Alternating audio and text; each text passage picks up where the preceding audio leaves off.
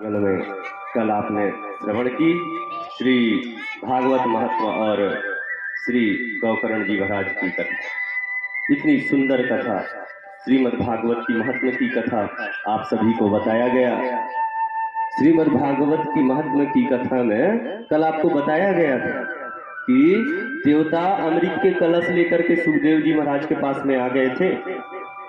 बोले कि राजा परीक्षित को 7वें दिन मरने का श्राप लगा हुआ है, तो 7वें दिन मरने का श्राप है, तो ये लो अमृत की कलश और राजा परीक्षित को अमृत पिलाइए और उन्हें अमर बनाइए ताकि उनके 7वें दिन मरने का भय दूर हो जाए, 7वें दिन मरने का उनका डर दूर हो जाए। और जो कथामृत आप राजन सुखदेव जी महाराज राजन को पिला रहे हैं, वह कथामृत हमें पिलाएं। इस प्रकार से देवतागण आकर के और सुखदेव जी महाराज से कह रहे हैं। लेकिन सुखदेव जी महाराज देवताओं को डांट करके भगा दिया।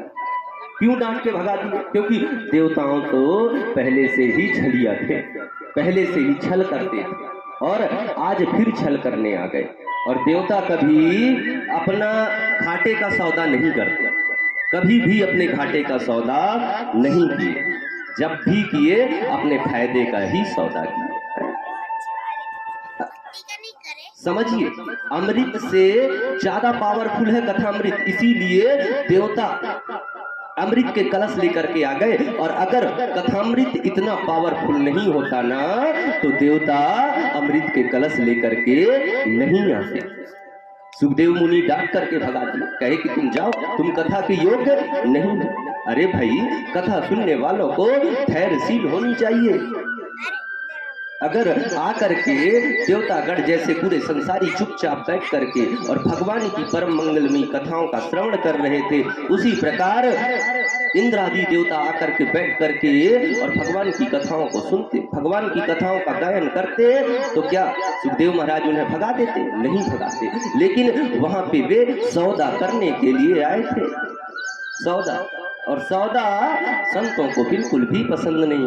संत सौदा नहीं करते, संत तो भाव प्रकट करते हैं, संत तो प्रेम प्रकट करते हैं, संत तो भक्ति प्रकट करते हैं और संत तो मुक्ति की मार्ग की ओर लेकर के जाते हैं। यह संतों का स्वभाव है। और हमारे सुखदेव जी महाराज तो स्वयं साक्षात शंकर स्वरूप है।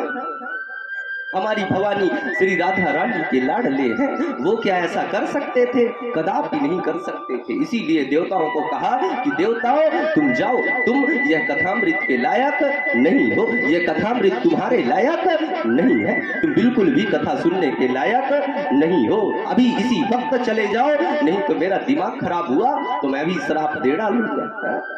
पहले के संत महात्माओं की बुद्धि अगर भ्रष्ट होती थी ना, श्राप दे दिया करते थे कि जाओ, कुछ भी हो जाओ। और वह देवताओं को भी श्राप लगता था, दैत्यों को भी श्राप लगता था और भगवानों को भी श्राप लगता था पहले के संतों को। इस प्रकार संत की महिमा है। बोल वृंदावन बिहारी लाल की।